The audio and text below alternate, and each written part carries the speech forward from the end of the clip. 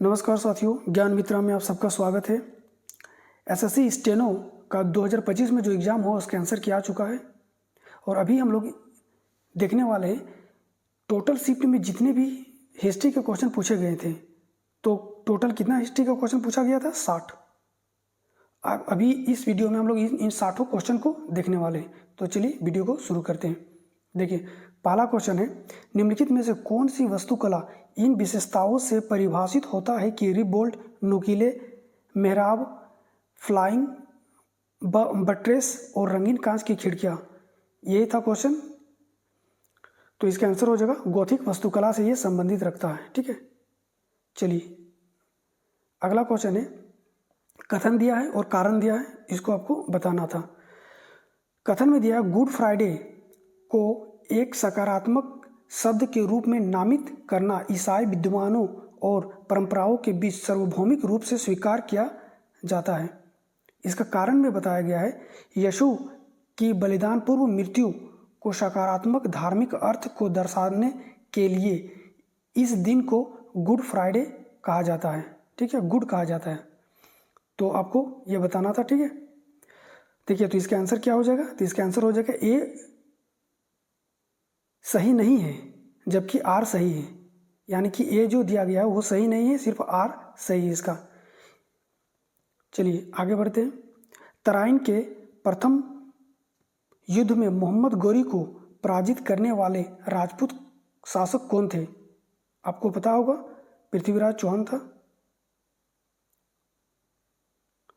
Next, किन मुगल शासक ने मराठों के विरुद्ध दक्कन अभियान चलाया और इस क्षेत्र पर लंबे समय तक रहा था? कौन था? तो औरंगजेब।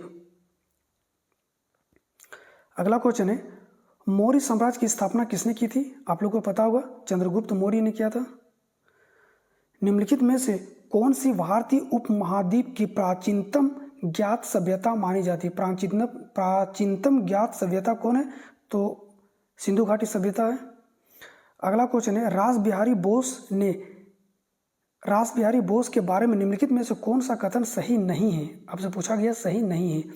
तो देखिए, सही नहीं था तो इसका आंसर हो जाएगा, वह स्वतंत्र भारत के प्रथम भारतीय सेना कमांडर इन चीफ था।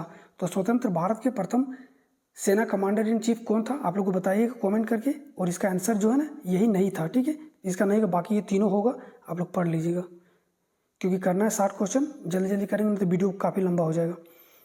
चलिए 8वां नंबर क्वेश्चन है, तालिकोटा युद्ध में विजयनगर साम्राज्य को पराजित करने वाले सल्तनतों के संघ का नाम क्या था? सल्तनतों के संघ का नाम क्या था? आपसे पूछा गया था। और इसका आंसर क्या हो जाएगा? इसका हो जाएगा दक्कन सल्तनतें। अगला क्वेश्चन है, 10वीं 11वीं शताब्दी में चंदेला राजवंश द्वारा निर्मित कौन सा मंदिर अपनी उत्कृष्ट मूर्तियों के लिए जाना जाता है? तो कौन सा मंदिर था? तो कंदारिया महादेव का मंदिर। ए सही हो जाएगा। नेक्स्ट है, उत्तर पश्चिम भारत में अरब आक्रमणों को सफलतापूर्वक विफल करने वाले प्रतिहार शासक प्रतिहार शासक कौन थे? तो इसका आंसर हो जाएगा नागभट्ट प्रथम। अगला क्वेश्चन है, मुगल प्रशासन के संदर्भ में किसे शेखजादा या हिंदुस्तानी होगा, यहाँ का नहीं होगा, या हिंदुस्तानी कहा जाता था? शेखजादा या हिंदुस्तानी कहा जाता था। इसका आंसर हो जाएगा, मुगल शासक के दौरान प्रशासनिक पदों में आसीन रहे मूल निवासी मुसलमान को कहा जाता था। डी इसका आंसर हो जाएगा। ठीक, चलिए अगला क्वेश्चन है, निम्नलिखित में से कौन सा स्मारक और उनकी वस्तुशैली का युग्म सही है? स्मारक दे रखा है एक तरफ और एक तरफ वस्तुशैली दे रखा है, आपको बताना कि कौन सा युग्म सही है। ठीक है, तो इसका आंसर हो जाएगा, कुतुब मीनार जो है वो भारतीय इस्लामिक शैली से बना है। कुतुब मीनार भारतीय इस्लामिक शैली से बना हुआ है। इसका आंसर कौन सा हो जाएगा? बी।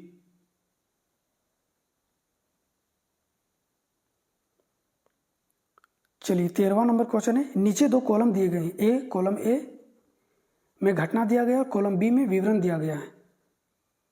कॉलम ए को कॉलम बी से मिलाना है। तो कॉलम ए में क्या है, एंग्लो रूसी प्रतिद्वंद्विता सहायक संधि 1839, sir Charles Napoleon Hind Sindh नदी और 1832 की संधि, ठीक है। और यहाँ पे कॉलम बी दे रखा है, आप लोग को मिलान करना था। तो देखिए ए का 5 नंबर हो जाएगा, ए का 5वां नंबर यानी कि एंग्लो रूसी प्रतिद्वंद्विता, इसका हो जाएगा ब्रिटेन को अफगानिस्तान और फारस में अपना प्रभाव बढ़ाने में मदद की। दूसरा जो है बी का 3, ठीक है, सहायक संधि 1839, तो इसका हो जाएगा विलय से पहले सिंध के अमीरों पर थोपा गया। तीसरा है सी, सर चार्ल्स नेपोलियन, ठीक है, इसका हो जाएगा सिंध को, 1 नंबर का हो जाएगा सिंध को अपने अधीन करने के लिए सैन्य अभियान का नेतृत्व किया, इसे दुष्टता कहा।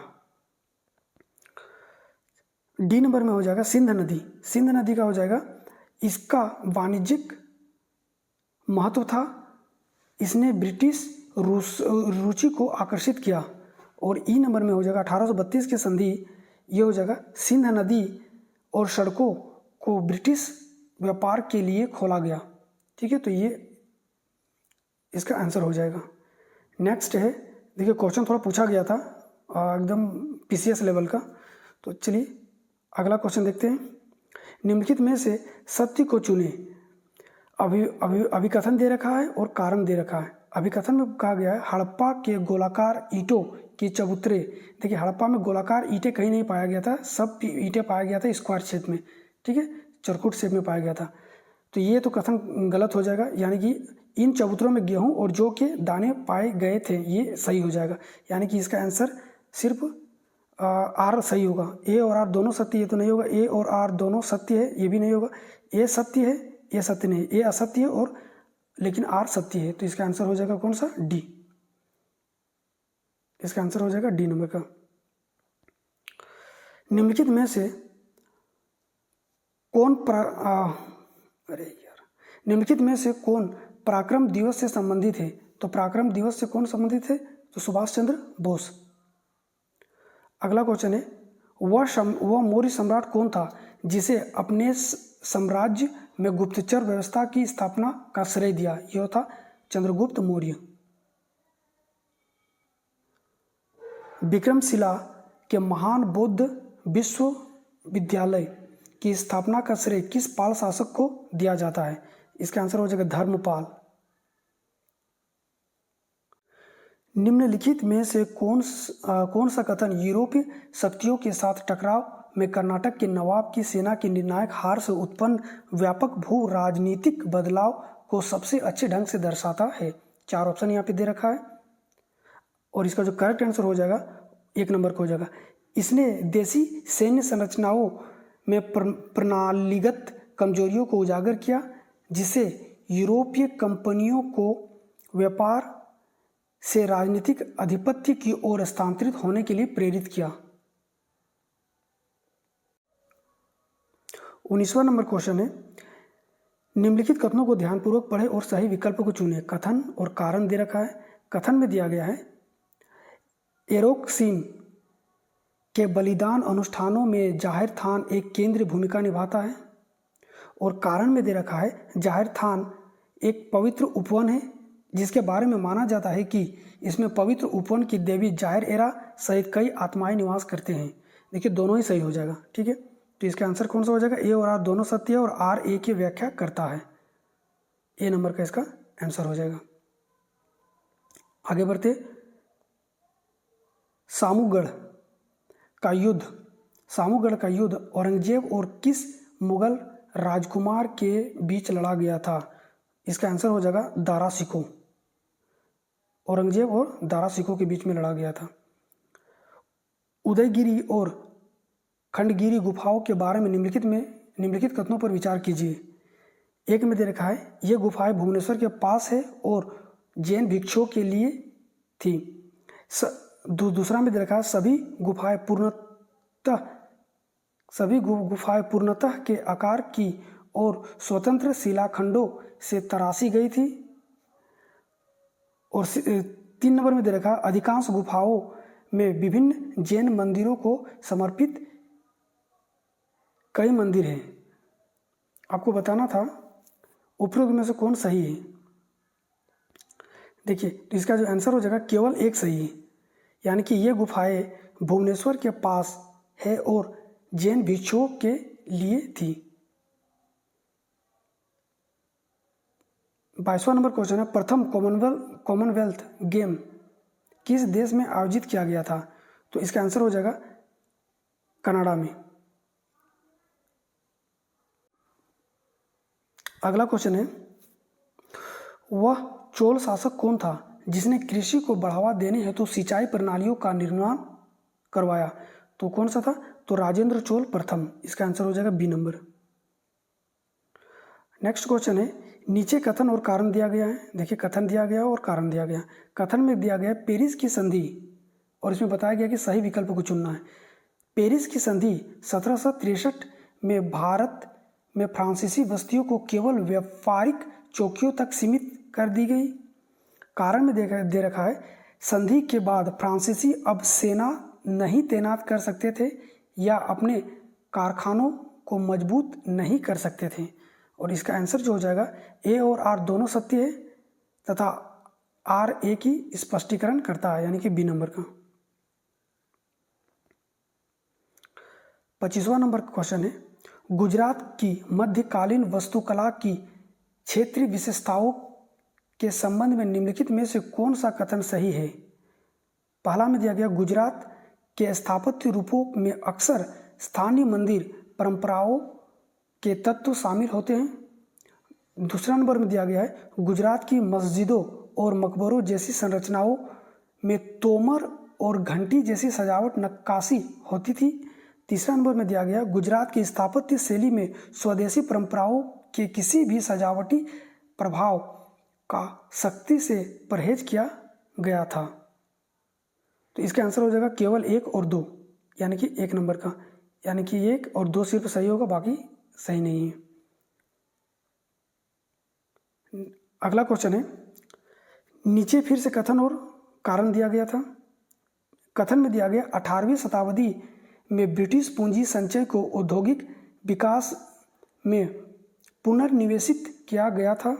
और कारण में दे रखा था पूंजी पर सामंती अभिजात वर्ग के बजाय व्यापारियों और उद्योगपतियों का नियंत्रण था।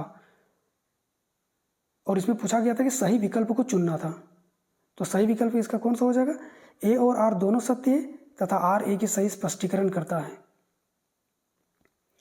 चिपको आंदोलन, ये तो इजी क्वेश्चन था। चिपको आंदोलन क्या था? पेड़ को गले लगाना।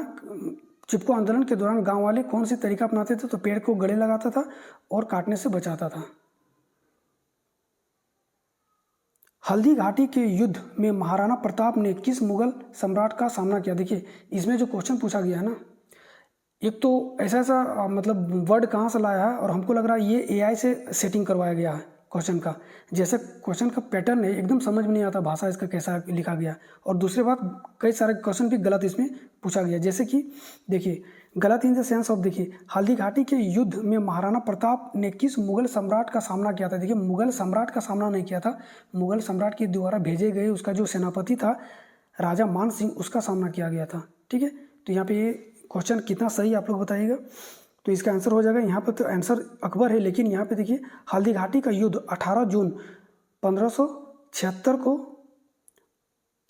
मुगल शासक अकबर के सेनापति राजा मान सिंह प्रथम और मेवाड़ के राजा महाराणा प्रताप के मध्य लड़ा गया था। नेक्स्ट क्वेश्चन है एक गांधीवादी के रूप में शोभना रानाडे की विरासत किस समकालीन शासन पहल के साथ सबसे अधिक निकटता से जुड़ी हुई थे? ठीक है, इसका आंसर हो जाएगा स्वच्छ भारत अभियान, शोभना रानाडे। ठीक है, चलिए आगे चलते हैं। 30वां नंबर, प्रधानमंत्री नरेंद्र मोदी ने महात्मा ज्योतिबा फूले को उनकी जयंती पर श्रद्धांजलि अर्पित की। फूले की निम्नलिखित में से किसमें उनके योगदान के लिए जाना जाता है? तो इसका समाज सुधार और जाति विरोधी आंदोलन के लिए जाना जाता है। किस मराठा शासक ने 1674 में स्वयं को छत्रपति घोषित किया था? आप लोग को पता होगा, छत्रपति शिवाजी महाराज जी। सी नंबर का सही हो जाएगा।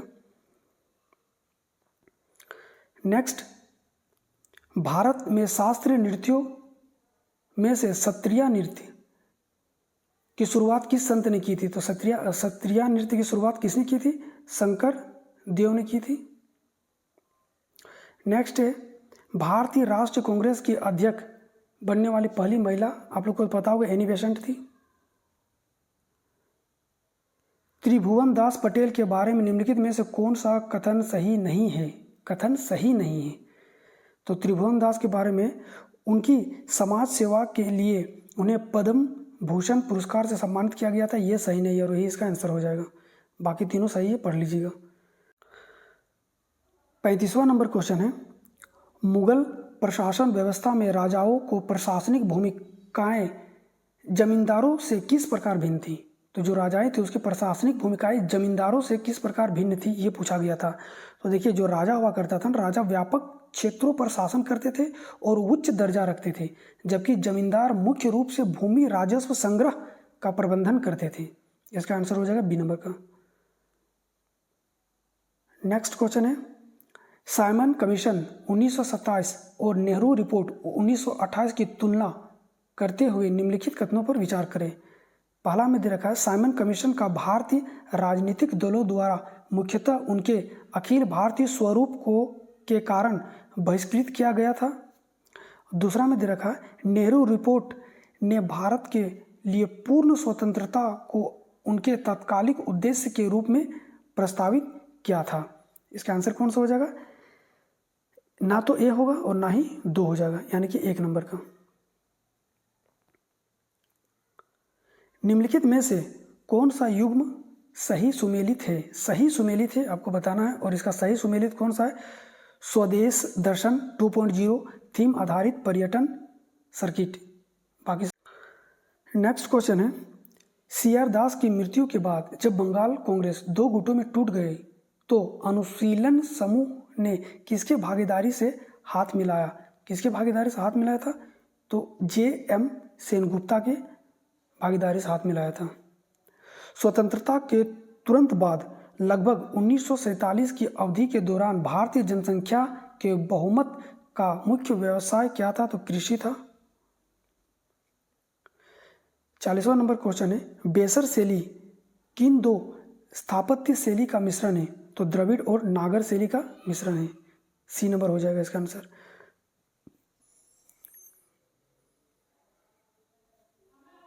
हेनो लिखा है यहाँ पे, हेनस्वांग। ठीक है। 41 नंबर का क्वेश्चन है, हेनस्वांग ने किसे विश्व के 4 प्रकाशों में से एक कहा था, जिसे भारतीय आइंस्टाइन भी कहा जाता? तो नागार्जुन इसका करेक्ट आंसर हो जाएगा। रायचूर के युद्ध में कृष्णदेव राय को पराजित करने वाले प्रमुख सेनापति कौन था? तो इसका क्वेश्चन हो जाएगा आदिल शाह था, बीजापुर के आदिल शाह। नेक्स्ट, फिर से कथन और कारण दे रखा है। कथन में दिया गया है, 18वीं शताब्दी में ब्रिटिश पूंजी संचय को औद्योगिक विकास में पुनर्निवेश किया गया। कारण में दे रखा है, पूंजी पर सामंत अभिजात वर्ग के बजाय व्यापारियों और उद्योगपतियों का नियंत्रण था। सही विकल्प को चुनने के लिए बोला गया था। सही विकल्प क्या हो जाएगा? ए और बी दोनों सत्य है और आर ए का सही स्पष्टीकरण करता है।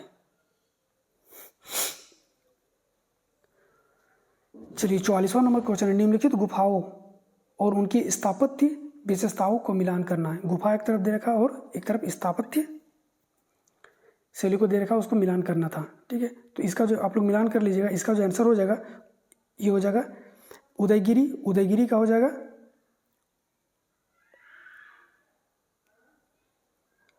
पीछे की ओर कक्षों वाला स्तंभ युक्त बरामदा। उसके बाद है गुंटपल्ली। गुंटपल्ली हो जाएगा स्तूपों एवं मेहराब सहित वृत्ताकार चैत्य। और खंडगिरी का हो जाएगा पशु की आकृति के चट्टान की खुदाई। पशु की आकृति के एकल चट्टान की, ये एक ही चट्टान से बना है, तो एकल चट्टान की खुदाई। ठीक है। अजमेर शरीफ के उर्स के बारे में निम्नलिखित में से कौन सा कथन सही है? तो इसका आंसर हो जाएगा यह चंद्र कैलेंडर का अनुसरण करता है और संत की मृत्यु का प्रतीक है। अगला क्वेश्चन है दक्षिण पूर्वी एशिया में विशेष रूप से श्री विजय सम्राट के विरुद्ध समुद्री अभियानों के लिए चोल शासक को जाना जाता है। इसका आंसर कौन सा हो जाएगा? राजराजा प्रथम। फिर एक कथन और कारण दे रखा है, कथन है और कारण है। कथन में दिया गया सर चार्ल्स नेपियर ने नैतिक और कानूनी आधार पर सिंध के विलय को उचित ठहराया, और कारण में दे रखा उन्होंने इसे दुष्टता का एक उपयोगी मानवीय टुकड़ा बताया। इसमें से सही विकल्प को चुनना था आपको। सही विकल्प इसका क्या हो जाएगा? ए असत्य है लेकिन आर जो है वो सत्य है। नेक्स्ट है वह मुगल शासक कौन था जिसने फारसी कला और साहित्य को विशेष संरक्षण प्रदान किया था?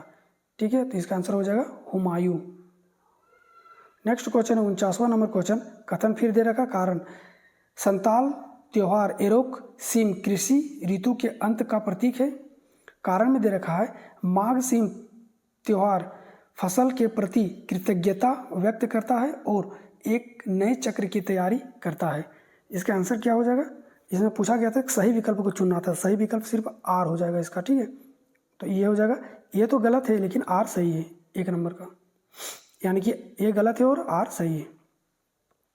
50वां नंबर क्वेश्चन है वह मुगल सम्राट कौन था जिसकी आत्मकथा तुजुक ए जहांगीरी के रूप में प्रसिद्ध है? तो इसका कौन था? तो जहांगीर है इसका करेक्ट आंसर। 51वां नंबर क्वेश्चन है मार्च 1906 में बरिंद्र कुमार घोष, अविनाश भट्टाचार्य और भूपेंद्र नाथ दत्त किस आंदोलन से जुड़े थे? तो ये स्वदेशी आंदोलन से जुड़े थे।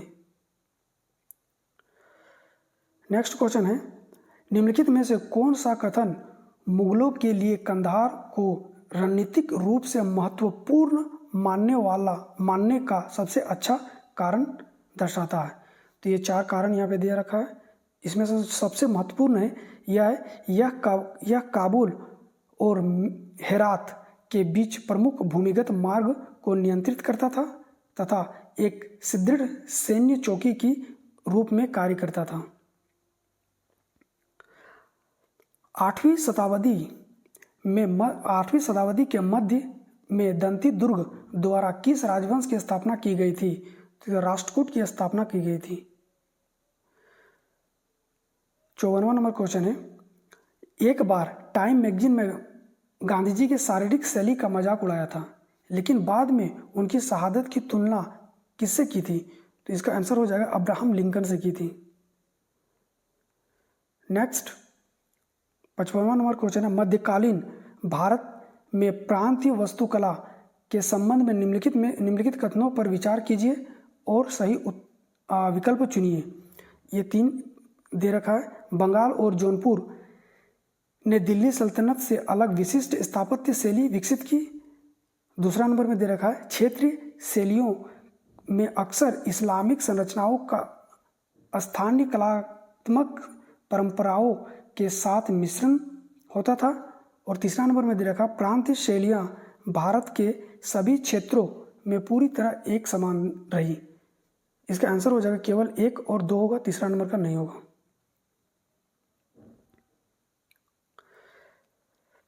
15वीं शताब्दी के उत्तरार्ध में तैमूर शक्ति के पतन का क्या कारण था? तो तैमूर शक्ति के पतन का क्या कारण था? तो विभाजन के कारण आंतरिक युद्ध वहां पे शुरू हो गया था। लाहौर में दयानंद एंग्लो वैदिक स्कूल की स्थापना किसने की थी? देखिए ये क्वेश्चन यहाँ पे लाला लाजपत राय दे रखा है, लेकिन ये गलत है।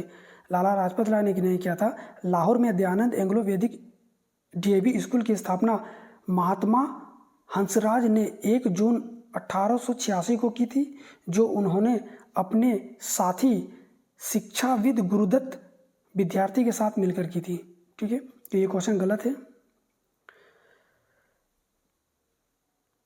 नेक्स्ट 58वां नंबर क्वेश्चन है महाजनपद का उनके राजधानियों के साथ मिलान करना। यहाँ पे महाजनपद दे रखा और राजधानियाँ दे रखा, इसको मिलान करना था। इसका आंसर हो जाएगा एक यानी कि वत्स वत्स का हो जाएगा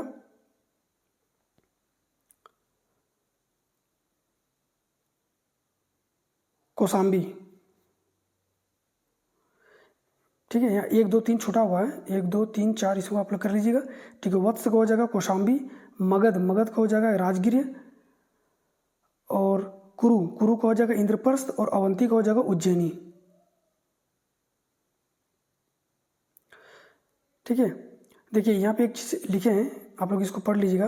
उत्तरी अवंती की राजधानी जो है ना उज्जैनी है, तथा दक्षिणी अवंती की राजधानी महिष्मती है, जो बाहुबली आया था महिष्मती।